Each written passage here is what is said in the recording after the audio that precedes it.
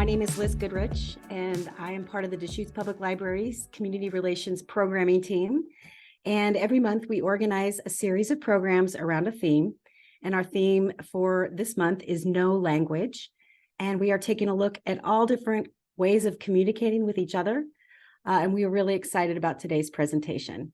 So I'd like to introduce Gabriann Hall. She is the granddaughter of Marilyn Mitchell Hall, who was a survivor of Canyonville Bible Academy in Oregon and Haskell Indian School in Lawrence, Kansas. She is the daughter of Lawrence and Ann Hall from Fort Klamath, Oregon. She is an enrolled member of the Klamath Tribes and volunteers with the tribe on education-related issues. She was born and raised in the Fort Klamath Valley and attended school in Chiloquin, Oregon. She then went to Oregon State University, where she received a Bachelor of Science in Ethnic Studies, a Master of Arts in Interdisciplinary Studies, and later a Master's of Arts in Teaching. She currently resides in Central Oregon and teaches Ethnic Studies and Native Studies at Central Oregon Community College. Teaching diverse history is a passion of hers.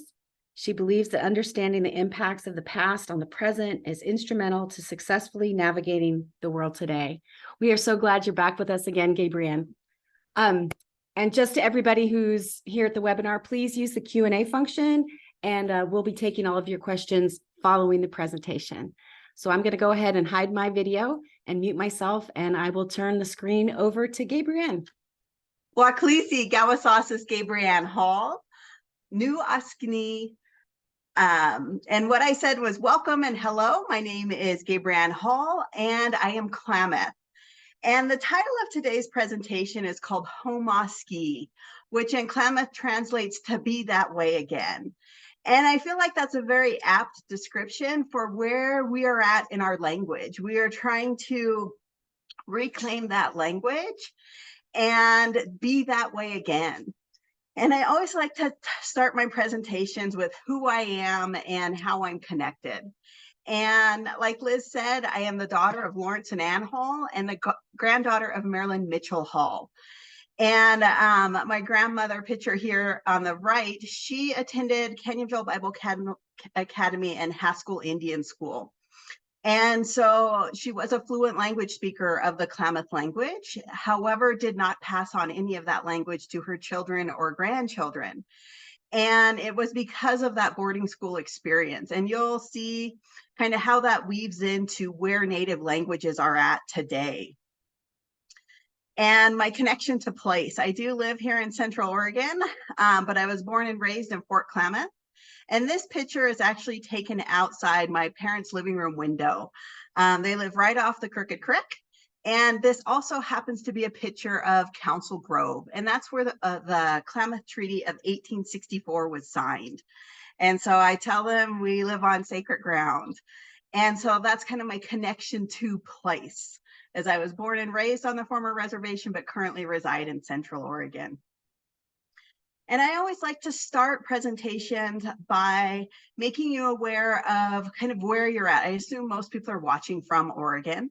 But what you'll see in the image of Oregon on the left is the diversity of Oregon tribal nations. And specific to language, there are over 25 different native languages spoken just in Oregon alone. 17 of those just west of the Cascade. And so I believe this image really shows you the diversity of the tribes pre-contact. And then, excuse me, the image on the right shows the 9 federally recognized tribes as they are today in Oregon. And these orange spots are counties. They are not reservations, but that's where you will find most of these tribal people or these tribal nations. Like you'll notice that we have all of Klamath County blocked out for the Klamath Tribes. We do not have a standing reservation, but that's our traditional homelands and where you will find us. And I'll also note that the majority of tribes in Oregon are confederations of multiple tribes. And so that's kind of where you will find us in the present day. And like I said, there are 9 of those federally recognized in Oregon. And pre-colonization, there were over 300 different languages spoken in what is to the present day United States. And so I think that gives you a kind of just a brief picture into how diverse languages were and are still today. About 175 of those native languages remain intact, and they remain intact to varying degrees. And you'll see that throughout the presentation. And I touched on this briefly in my introduction, but what really happened to languages, there was a couple of things. There was initial contact, which was disease and warfare. And so some people in some languages were just completely wiped out at that point. And then after federal policy moved away from basically reservations and forced removal, the new policy was assimilation. And that happened through the boarding schools. And that federal policy began about 1820 and lasted all the way through about 150 years until the 1970s. And at that time, a lot of the culture was strictly forbidden, including the language. And so generation after generation of Native children went into these schools and had their language completely erased. And this is an example of their just what they looked like being completely tweaked. And so that transformation wasn't just on the outside, it was internally as well. And so when we talk about the loss of language, this is one of the main things that we can credit for the loss of Indigenous language in North America. And one brief story to show how severe these schools were is that children were beaten when they would speak their native language. And this image shows the Choctaw code talkers, and they came about in World War I. And we're going to talk more about code talkers later. But the Choctaw were the first code talkers to use a native language in war as a secret code. And one of these Choctaw code talkers says the first word he ever learned in English was soap, because that's what they got their mouths washed out with when they spoke their native language. And so the couple of Choctaw, they were deployed during World War I, and they were talking in their native language. And higher up saw that, and they were like, oh no, we're in trouble for speaking our language. That was their instant fear, that they were going to be in trouble for speaking that language. And instead, they used that code with success in World War I and used that language because nobody could speak it but these few Choctaw soldiers. And so it's interesting that, you know, one of these people using their language, the first word they learned was soap, because that's what you got when you spoke your language. You were in trouble for doing such things. And I think it's important to note that by 1928, about 83% of Native children were in boarding schools. And so that shows how the next generation was shaped without that language. And so it happened generation after generation. And it really came down to the children not being raised in the language. And they were what ensured that the next generation didn't know the language. And so when the children come back, they could no longer communicate with grandma and grandpa, who were maybe native fluent speakers and didn't speak English. And so the language was lost due to the assimilation of the children and the future generations. And that's just kind of an interesting thing to see, that it was not being passed on. And the strength of language is very significant in Native communities. It frequently defines the culture as well as the relationships between one another.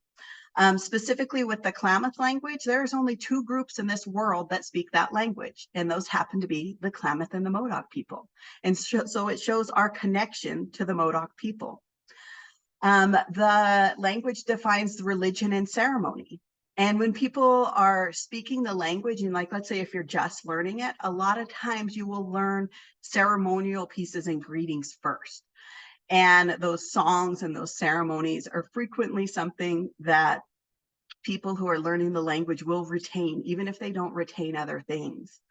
And one ceremony that is frequently practiced regardless of the tribe, because they're frequently related to different sorts of foods, but are first food ceremonies. And so you can see a direct link between language, first foods, and ceremony. And then the last thing I want to touch on with regards to the importance of language is being able to tell your own history, and to do so in your own language adds a greater depth and a greater detail. I'm sure several of you have heard a speaker of a different language try to translate a joke. And, my husband speaks a different language and he'll say, oh, it just doesn't translate because I won't laugh. I won't be as funny. And he's like, no, it loses the meaning in translation. And that's exactly what happens through the histories. Things are lost and meanings are lost when the language is not upheld.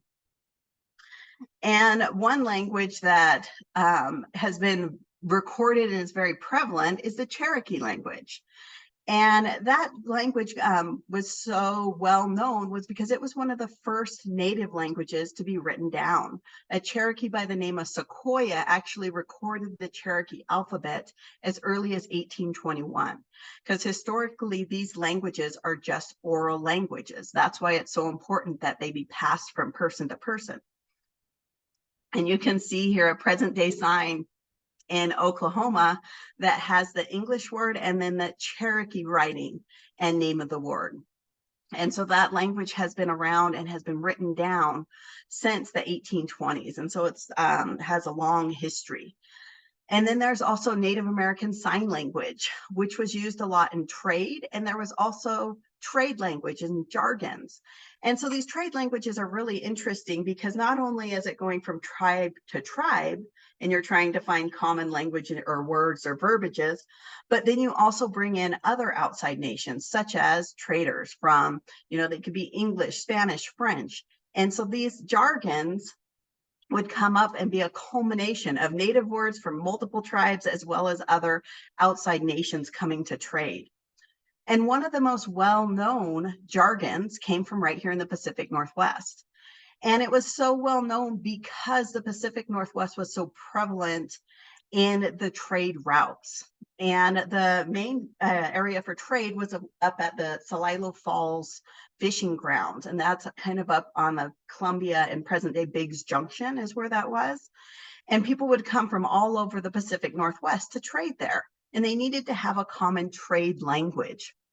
An example of trade there is that we can find, and archaeologists can track, obsidian from Glass Butte here in Central Oregon that was traded up at the Celilo Falls, and they can track that all the way back to the Great Lakes and all the way south to Mexico. So that shows you just how prolific trade was. And along with those goods, words were also traded. This image is of a village gathering at Celilo. And people would come together to trade goods and to have marriages with outside tribes. And so an important thing to acknowledge in Native history is that frequently it was the women that carried the languages and would be multilingual because they would leave their family and go to their husband's family. And so they would maintain their language and then learn the husband's new language. And so they were multilingual and would carry that language. And there's later stories like Wainema, who was an interpreter because she married a white man. She learned English and she was an interpreter in the Modoc War. But women were very likely to be multilingual. And that was because they would go with their husband's family. And one of the languages that a lot of people learned was Chinook jargon.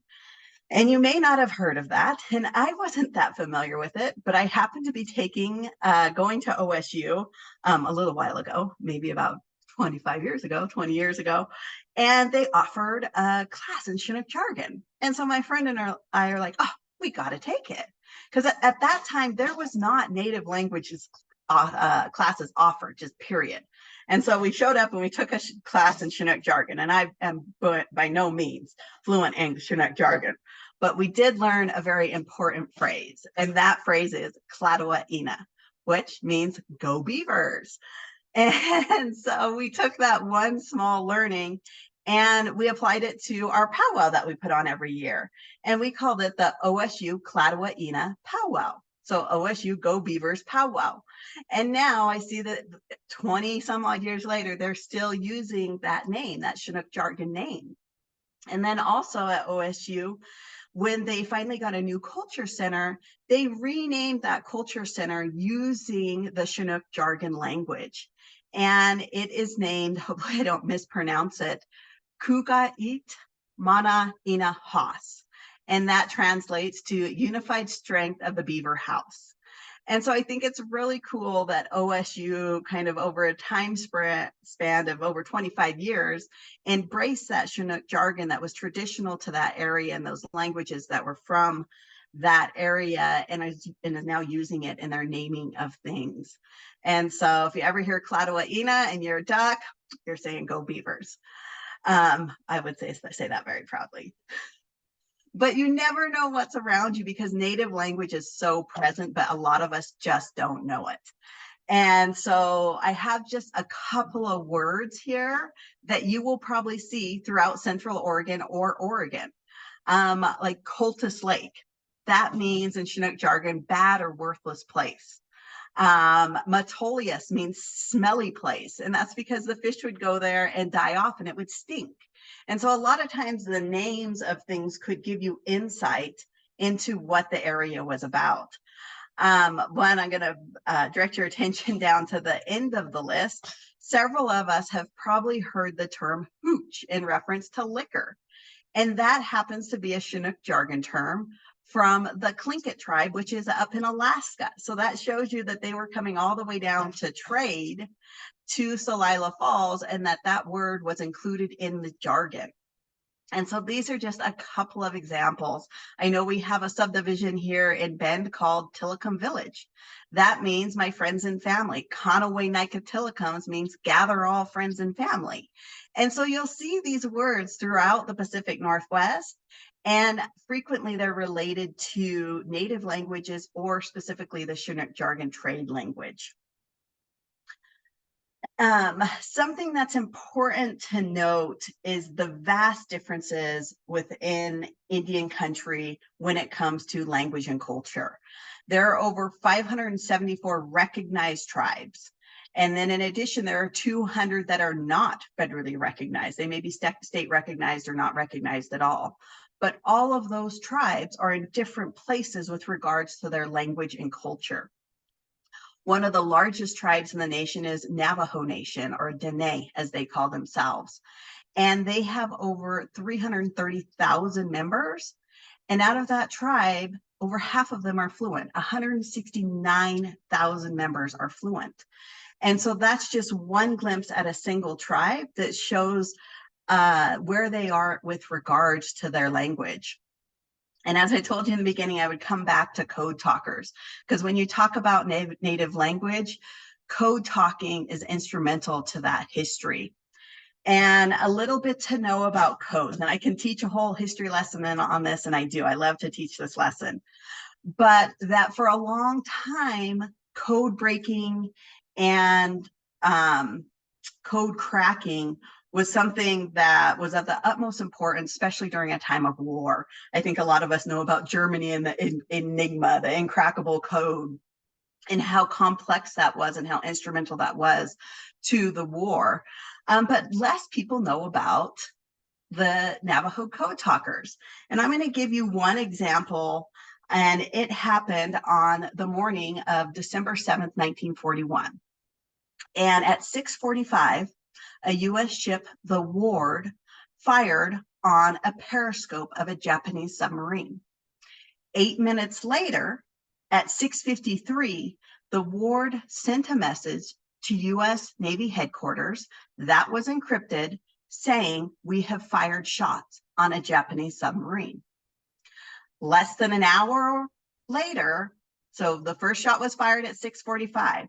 By 7:40 a.m., the first wave of Japanese have reached Pearl Harbor. And no warning went up that this had happened. And it was because the code from the Ward was not deciphered in time to rally the troops in Pearl Harbor and let them know what was coming. And there was some other things, they thought a flight coming in was from California and it happened to be Japanese. But I think that shows just how critical having a fast code is. It could have saved lives on Pearl Harbor if they could have gotten that message from the Ward at 6:53, encrypted or unclassified by 7:40 when those planes showed up. But that's how code breaking was at that time. It was a slow process. They would have these huge computers or huge machines, and they would have code books that they would constantly swap out. And they knew the value of having a good code. It was just almost impossible to create a good code. And so Philip Johnson, who was retired from World War I and a veteran, and he grew up in a really unique place. He happened to grow up on the Navajo reservation. His parents were missionaries, and he knew how complex that Navajo language was. And he thought, hey, this would make a good code. And they knew in World War I that it had worked with the Choctaw language. But the problem with the Choctaw language was there wasn't very many Choctaws, where there was a lot more Navajos. And so it was decided to use the Navajo language as a secret code. And this was kind of very groundbreaking at the time. Because remember, throughout World War I and II, the official government's policy was to abolish these languages at all costs, literally beat them out of children. And now we're not going to do that. We're going to use this language as kind of a secret and use it to our own benefit. So that was a paradigm shift. And was this a good solution? Because at this time, there's not a lot of non-natives living on the Navajo reservation. The estimate is that there's probably less than 50 non-Navajo tribal members that speak the Navajo language. The Navajo language happens to be one of the most complex languages to speak. And one of the reasons being that a single word can have multiple different meanings depending on where the emphasis in the word is placed. And then lastly, this was an ancient language, an ancient oral language. And so it wasn't written down. It's not like, people would always try to get the Japanese code books. It's not like there was a code book for the Navajo language that somebody could just get. It didn't exist. And so that's a few of the reasons why the Navajo language would make a very secure code. And another thing they did was they realized that it was an ancient language. And so there wasn't terminology for modern things, such as a submarine. And so what they did was they used the word iron and the word fish, and they combined them together, iron fish, and that's how they developed the code word for submarine. And so like bombs became eggs. And so they developed a code within a code. And so even if you spoke Navajo and you heard a code talker speaking, you still wouldn't be able to interpret that code. And what that's called, when you have a code and you put a code on top of it, that's called super ciphered. And so it makes it even more difficult to crack that code. And that's what the code talkers did. So each code talker had to go to code talker school, because just knowing Navajo wasn't enough. You had to learn the code. And the positives were that this code became unbreakable. It is the only code in existence to this day that has never been broken. And something else that's really important, I give the example of the ward and that delay of 45 minutes for a reason, because we needed real-time code breaking. You could not send a code over an open radio and hope that it wasn't intercepted unless you knew that code would never be broken. And that's what they were able to do with the Navajo code. And the way it would frequently work is you had to have a Navajo code talker in every instrumental place. So for example, you would have one on a ship. Then you would have another one maybe in a base camp. And then you would have a third one out on the front line. So the front line would radio to the base camp would radio to the ship. And so maybe they would be calling in air support or bomb strikes, but it would be a triple relay. And they could do that over the open radio system because they were confident that their code would not be broken. And so that meant an instant response. You could do that triple relay within 3 to 5 minutes instead of taking multiple times or having to have a driver drive that code from place to place or a runner, because you knew your code was secure. And an example of how secure that code was that within 48 hours of landing in the Pacific, the code talker sent over 800 messages without a single mistake. And so that tells you that they could do 800 messages in 48 hours. That tells you how fast that code was. And it also tells you how accurate those code breakers and code talkers were. But that can also be a negative, is your code is only as good as your code talker. But where this was their first language, they were able to be very accurate in it. And they were able to hear those distinctions that maybe a non-native speaker couldn't hear. But just like how I told you there needed to be a Navajo in each important spot along that relay, there's only so many Navajos. So that was a weakness in using that code. This is why the code talkers were only put in the Pacific front. It wasn't because they didn't need a great secret code in the other theater.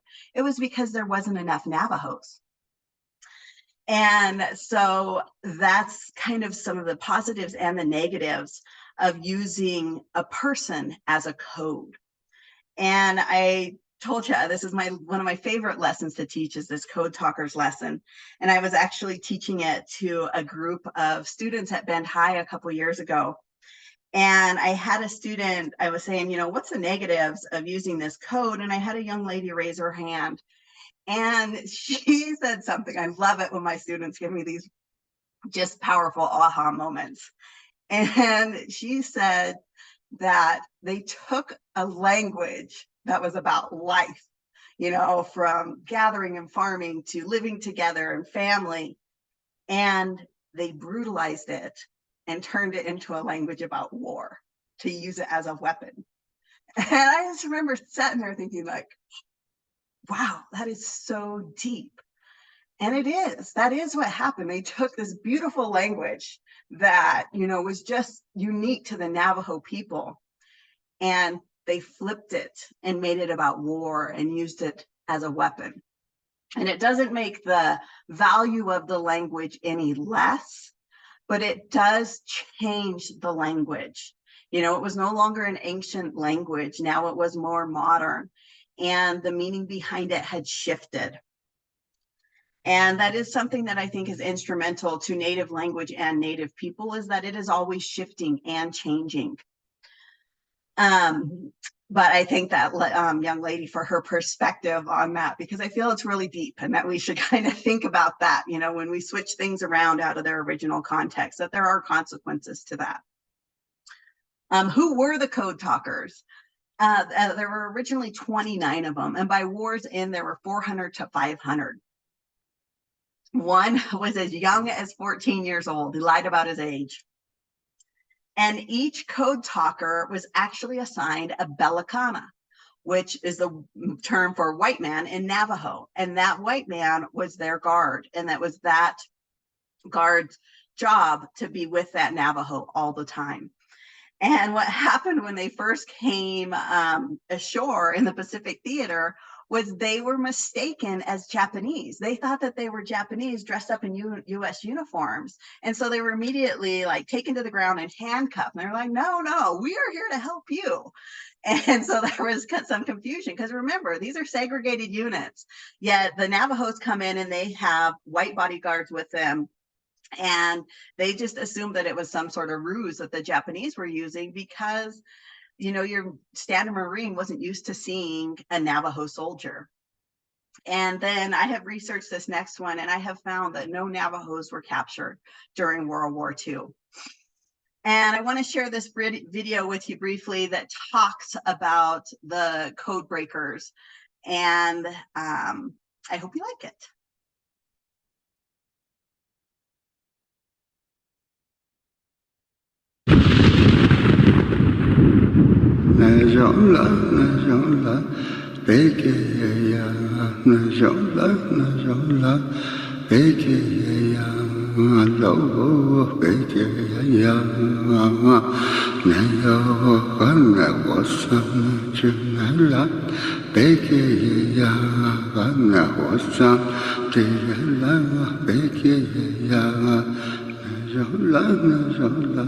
La la tanane ke danele ka ko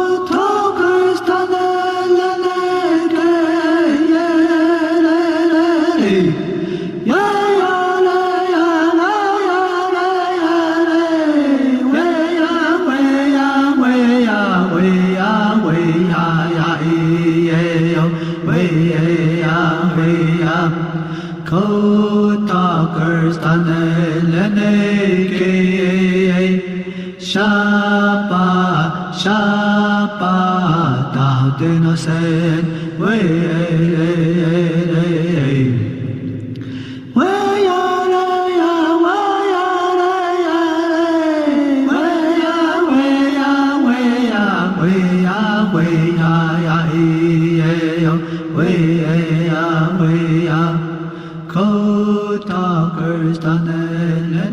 Thank you very much. Today, America honors 29 Native Americans who, in a desperate hour, gave their country a service only they could give. In war, using their native language, they relayed secret messages that turned the course of battle. At home, they carried for decades the secret of their own heroism. Today, we give these exceptional Marines the recognition they earned so long ago. I want to thank the Congress for inviting me here, Mr. Speaker. I want to thank Senators Campbell, Bingaman, and Johnson, Congressman Udall for their leadership. I want to thank Sergeant Major McMichael, distinguished guests, ladies and gentlemen, welcome to Washington, D.C. The gentlemen with us, John Brown, Chester Nez, Lloyd Oliver, Alan Dale June, and Joe Palmer, represented by his son Kermit, are the last of the original Navajo Code Talkers. In presenting gold medals to each of them, the Congress recognizes their individual service, bravely offered and flawlessly performed. With silver medals, we also honor the dozens more who served later with the same courage and distinction.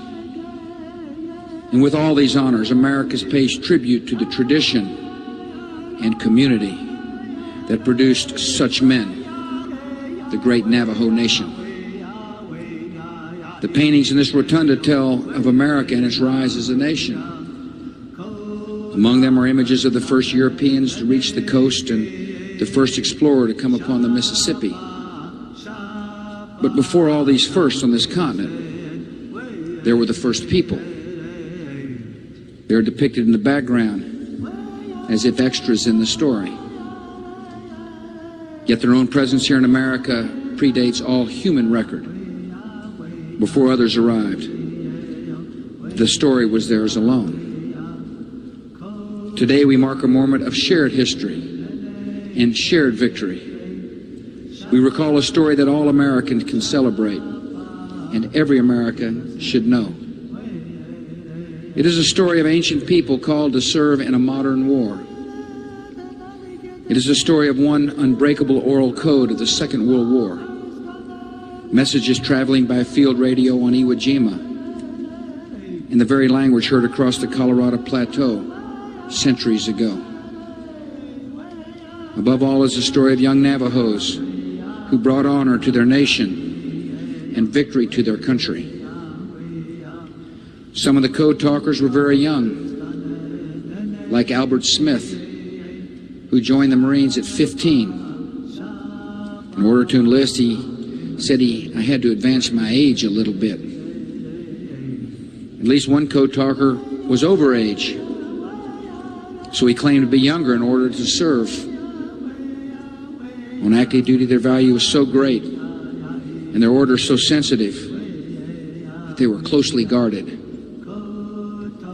By war's end, some 400 Navajos had served as code talkers.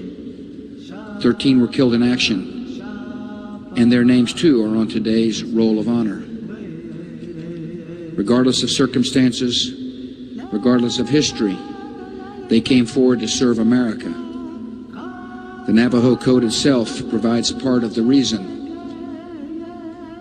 Late in his life, Albert Smith explained, the code word for America was our mother. Our mother stood for freedom, our religion, our ways of life, and that's why we went in. The code talkers joined 44,000 Native Americans who wore the uniform in World War II. More than 12,000 Native Americans fought in World War I. Thousands more served in Korea, Vietnam, and serve to this very day. 24 Native Americans have earned the highest military distinction of all, the Medal of Honor, including Ernest Childers, who was my guest at the White House last week. In all these wars and conflicts, Native Americans have served with the modesty and strength and quiet valor their tradition has always inspired. That tradition found full expression in the Code Talkers, in those absent, and in those with us today. Gentlemen, your service inspires the respect and admiration of all Americans, and our gratitude is expressed for all time in the medals it is now my honor to present. May God bless you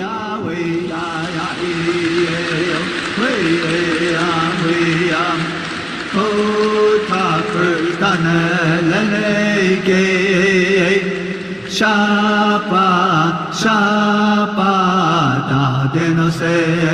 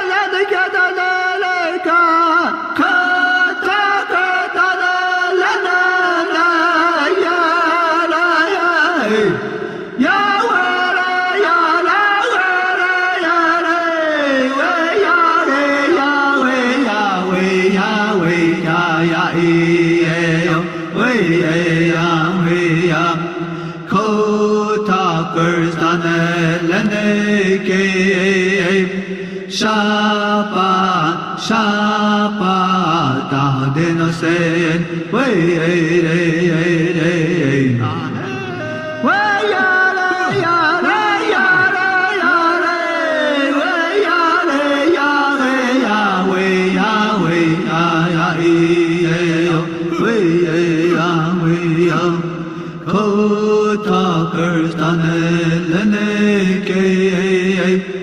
Shabbat, Shabbat, Adenosen,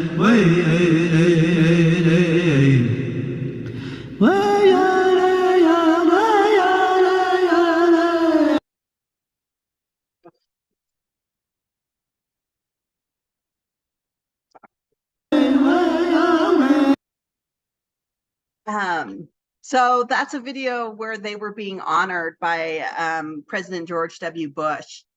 And he says a line in there that the code talkers were closely guarded. And I told you that each of them had a bodyguard. And if you want to see more about that, they actually did a movie on them called Wind Talkers. And it's about the relationship between the Belagani and the Navajo. And that relationship was conflicting because it was the code that was to be protected, not the code talker. The value was in keeping the code secure instead of the individual. And so the guard had two jobs. The first was to keep them safe as you possibly could at all costs. The second was that if you feared that they would be captured by the enemy, it was your job to kill the code talker to ensure the safety of the code. And this solution really lacks humanity for me, but I try to look at it in the bigger scope of things, that, you know, these code talkers could then be used as a weapon and the code would no longer be secure. And so when I say I've looked very hard to see if that happened or if any of them were captured, I have not found that any of them were killed by their guard, nor that any of them were captured. But I think it's important to know the risk that these men took on, knowing that that was the consequence, that you either came home alive, but surrendering to the enemy was not an option for them. Being a POW was not an option. And when they did come home, their mission was classified. It wasn't unclassified until 1968 by President Reagan.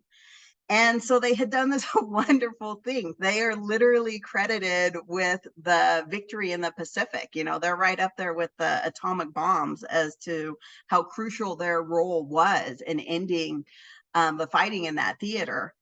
But nobody knew. One Navajo soldier says that he stood on the docks in San Diego and he saw the U.S. marching band receive a promotional stripe. And here he was, he got nothing. He got no recognition. And he said it hurt. It hurt to have nobody know what we had done and that we had brought pride to our people, but nobody knew. And then this is kind of insult to injury. Instead of getting the simple thank you, they didn't get that. They didn't get the acknowledgement. And then the one thing that the U.S. did for returning soldiers was they gave them the GI Bill. And they intentionally, the U.S. government intentionally put a line in the language of eligibility for the GI Bill that stated if you lived on federal land, you were not eligible for any of their benefits. Guess who lives on federal land? Native Americans that live on reservations. So the federal government, not only did natives enroll at a higher rate than any other ethnic group, then they used this language as a secret code that was extremely successful. And then instead of giving them the thank you that they gave to everybody else, they made it so that they were intentionally not eligible. And I find this extra offensive because all of these Native people had also signed treaties that guaranteed education and housing. And not only were those treaties not being fulfilled, they wouldn't even make them eligible for the GI Bill. And so they intentionally made them so that they were not eligible. And I think that's important when you know that what these people did and what they gave up. And they're doing this while their children are still being taken and put into boarding schools. And, you know, one of the Navajo code talkers tells a story about how he got in trouble for speaking his language at boarding school. And he was tied to the radiator in the basement for 3 days and only given bread and water for speaking his language. And then the flip side is that it was that very language that saved this nation. And so I think it shows the strength and resilience of the Navajo people that now they have 169,000 fluent speakers of that language. And I talked to a Navajo man that I work with, and he says he thinks that number's low. He believes it's much higher than 50%. But I think that's awesome that everything that could possibly be done was done to wipe out this language, yet it is still so strong and prevalent.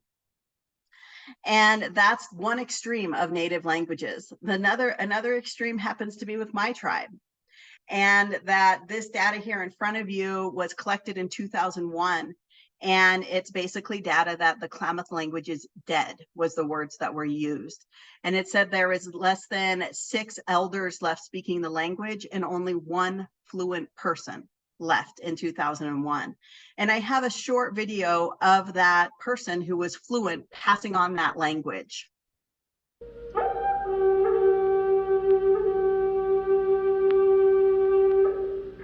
Mo an mistinta. How would you say, I'm a Klamath Indian? No a euksikni. How would you say, I don't feel very well now? I need it huselta. It is autumn. I forgot that. Our language is dying. That's koki. Right now there are only a few elders who remember. And we have to learn from them. If we don't save it, we will lose it forever. How would you say, I have lived well a long time? No chia man's det. Every day, Gordon Bettles learns a little more from the elders. It is a race against time to save the past, and at the same time to have a future. He's from the Klamath Indian tribe in southern Oregon, a tribe that today has gone from being one of the richest in America to one of the poorest. This happened in just a few short years. How it happened took much longer. I'm going to stop the video there, but that's literally how we preserved our language as our elders were dying off, was to go and record them. And, you know, they've been transcribed from cassette tapes to VHSs, and then now onto more modern media for us to refer back to them. But the lady being interviewed there is Neva Eggsman, and she died in 2003 at the age of 95. And she was known to be the last fluent speaker of the Klamath language. And so now we are doing a language revitalization for my tribe, and we're doing it with speakers that are not fluid. And it's not that they don't know the language, but they don't know it to the degree that a fluent speaker would. And pictured here is Plummy Wright, as well as Bobby David. And Bobby David tells the story of when he was young, and his grandparents would get up before everybody else in the house, and they would speak Klamath. And then as the children would start to rise, they would switch and start speaking English, and they would pass on none of that language to their children, because they didn't want their children to speak that language, because they knew that they would be ostracized if they did so. And even with that, Plummy and Bobby David they taught what they knew, and they would go into the schools and do programs to teach what language was they did know. And two other individuals I want to kind of point to who helped preserve the Klamath language are two non-tribal members. And frequently I get asked the question, well, how can I be a good ally? And, you know, it's not an easy question to answer, because allyship looks different at different times. But usually my answer is a true ally amplifies the voices of those people who are not in a position to do so themselves. And long before, you know, allyship became, you know, a popular word and a popular thing to do, there was these two gentlemen that did just that. Their names are Glenn Kircher and Kurt Stanton. And both of them were fluent speakers of the Klamath language. And what's interesting is that they were able to speak this language and use their privilege as white men who weren't ashamed of the language. They were seen as accomplished because they were bilingual. They could speak Klamath and English. And it was them who kind of held that circle, who held that language when Native people had been shamed out of speaking their own language. And so long before allyship became a word and an action that we feel kind of obligated to do, there was people like Glenn and Kurt who were doing that because it was the right thing to do at the time. And my dad, when I asked him, hey, you know, who do you remember speaking? He remembers these two speaking fluently. And he remembers his mom kind of talking with them at times, but he doesn't remember really a bunch of other natives being fluent. He remembers these two non-natives kind of holding the line. And he tells a story. He's like, Kurt Stanton, you know, he was a character. He had 6-shooters on both hips. And, you know, he was really kind of emphasized the wild, wild West. And here he was, you know, a fluent speaker of the Klamath language. And it was fun to see my dad, that was what he remembered. And that he had such fond memories of Kurt Stanton just kind of being this individual that was just different and unique in his own way. And I think we see that in languages today, that, you know, if a white person speaks Spanish, they're seen as an accomplished person, you know, oh, that's great. But if a Mexican doesn't speak English, it's like, hey, you better learn your English. We still see that double standard today. But I thank these two for holding that line and using their privilege to speak this language when Native people didn't hold that same privilege and safety in speaking it. I also want to acknowledge Georgine Nelson. She's the director of the Klamath Language program. And I was actually honored to take her online Zoom class this last winter. And it was great to be able to take it and to learn more of the language. And something that was really cool was in my Zoom class, there was members from Modoc Nation in Oklahoma taking the same Zoom class with me, and that the languages were the same, even though we were separated by time and distance, and they're in Oklahoma and I'm here in Bend and Georgine's in Chiloquin, that we all had the commonality of that language. And she is working extremely hard with the tribe in that department to bring back that language. And the language is also coming back in the tribe's early childhood development center. And they have infants as young as 6 months through preschool. And they are speaking Klamath with all of those kids. I talked to the department director, Jenny Jackson, and she said that they're getting great feedback from the parents because the kids will learn the language and go home and tell the parents. And she said right now they're doing basically mostly rote learning and memorization, but they are hoping to grow the program. And then once the kids graduate from the ECDC, then they go into the elementary school. And there we have Rachel, who was just awarded by Klamath County for her teaching. And she teaches the language in the elementary school. And they have a daily assembly where they will learn Klamath words in Chiloquin. And so I think that's really cool, the way that the language is coming back. And I was able to see this firsthand. I was watching the Klamath Tribal Youth Council, and they were presenting to our tribal council.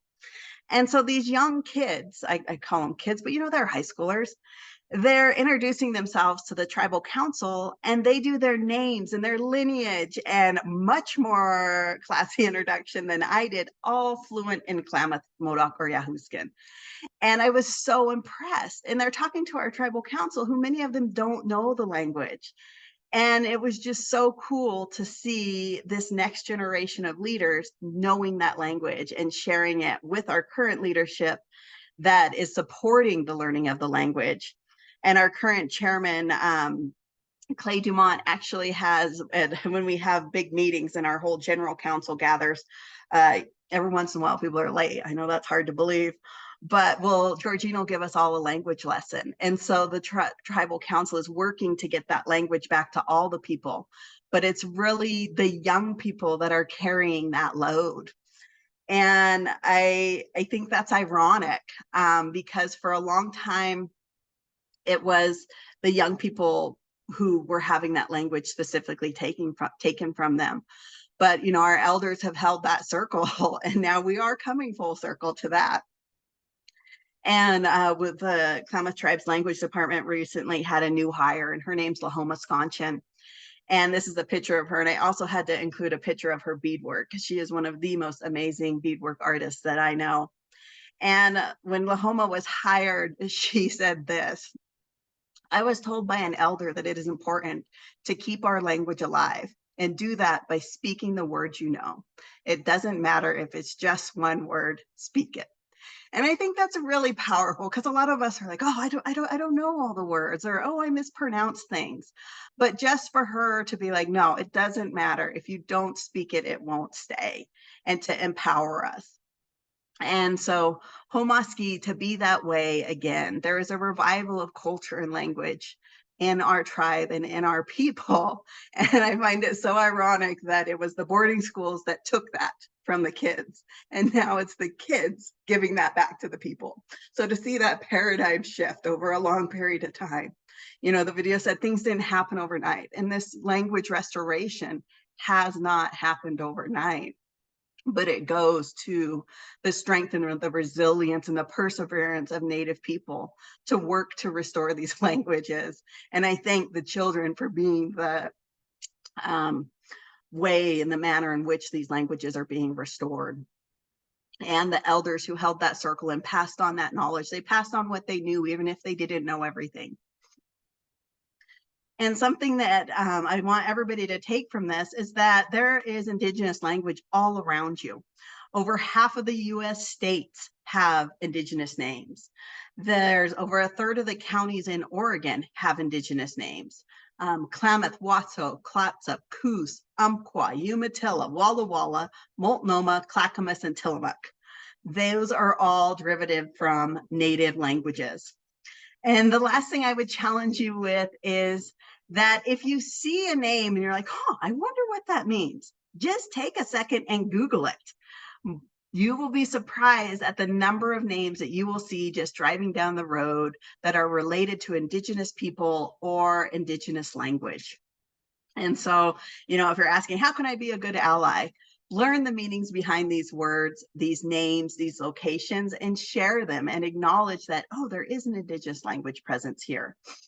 And then lastly, if you ever want to donate and support financially, we have the AMBO Fund, which means water in Klamath, and that's for river restoration projects and land back projects, as well as the Chush Fund, which means water in the Warm Springs language, and that's for clean drinking water for the Warm Springs Reservation.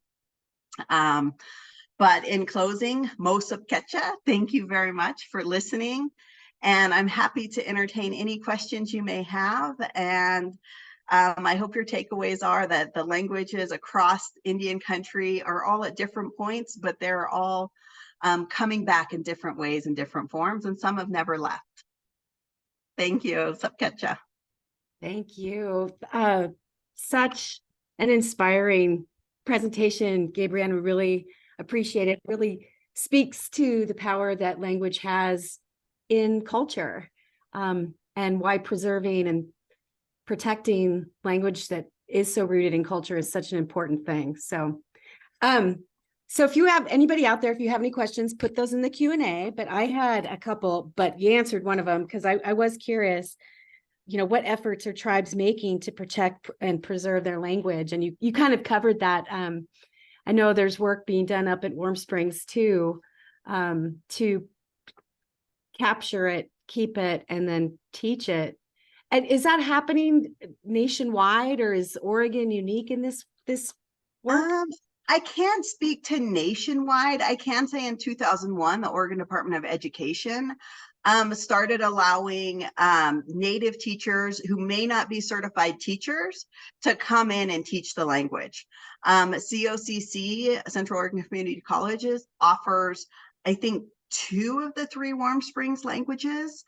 And so now these classes, like I know Klamath Union and Klamath Falls was offering Klamath language class. And so I think each tribe is kind of at a different space, but I do know the Oregon Department of Education was instrumental in setting aside grant funding, as well as changing teacher requirements. Because you can't learn this language by going to a 4-year degree university. You have to learn this language by living it. And so that they recognize that early on in bringing back the language, I think has been very helpful. And again, I don't know what other countries are doing, or other states, but I think they're all coming back in different ways, and that comes down to the tribes. And that so many of them, never before would they have offered a Zoom class. But, now you can do language via Zoom. And I know a lot of people that have done that. Like there's some Potawatomi ladies that live in Redmond, and the Potawatomi tribes all the way back east, and they take the language course online, just like I did. Right. Hey, could you, I don't know if you were involved in the tribal history, shared history curriculum that was created a couple of years ago that is supposed to be out in our schools as part of the ODE standards. Can you speak to that curriculum and why that was important and how it came about? Yes, of course. In 2016, the Oregon Department of Education came up with the acknowledgement that we need to be teaching tribal history in Oregon schools. And so instead of just saying, okay, here's tribal history, they did a really cool thing and said, we want the tribes to write their own history. And so over the course of the last 7 years, tribes have been writing that history. And I can tell you, I attempted to write a tribal lesson with Ron Gall, who was one of our language experts who was teaching the class at KU. And I was like, how do I incorporate the Klamath language into, a 1-day lesson? What's the one thing you need to learn? And it was really, really difficult to do because we did want to have a language lesson. And I'll tell you, the way a lot of people are incorporating the languages into that Senate Bill 13 curriculum is by doing something that we call a seasonal round. And so you'll look at a specific season, like right now we're in fall. And so you may do things related to weather changes and rain and all the words to go with, like hunting and gathering, pumpkin, these different languages or words that we may know. And so I have seen lessons out there that are Indigenous Oregon languages, and usually they're related to a seasonal round. I think Grand Ron has one, Burns Paiute. We do not, because I tried to do it and it was really hard. but it just made me appreciate, what a good job the tribe is doing. And they may have come out with an early elementary lesson related to language. They would have just done this last June, but I haven't seen that yet. But Senate Bill 13 has done more for Oregon tribal history than I think anything the state of Oregon has done. No, and it's exciting. It was exciting work to watch, and I'm hoping that it gets rolled out. I know it's rolled out in some school districts, but I know that there's some others that are a little behind the curve there. So I'm looking forward to seeing that more robustly out in our school districts. Yeah. So, and I don't see any other questions.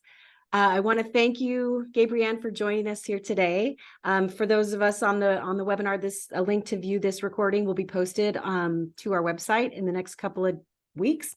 And we really want to thank you. So how do you say thank you in Klamath? Well, Subketcha is thank you, but Mu Subketcha means thank you so much. Mu Subketcha. Yeah, Mu Subketcha. Have a good day. Thank you so much for joining us. Bye-bye. Thanks. Bye-bye.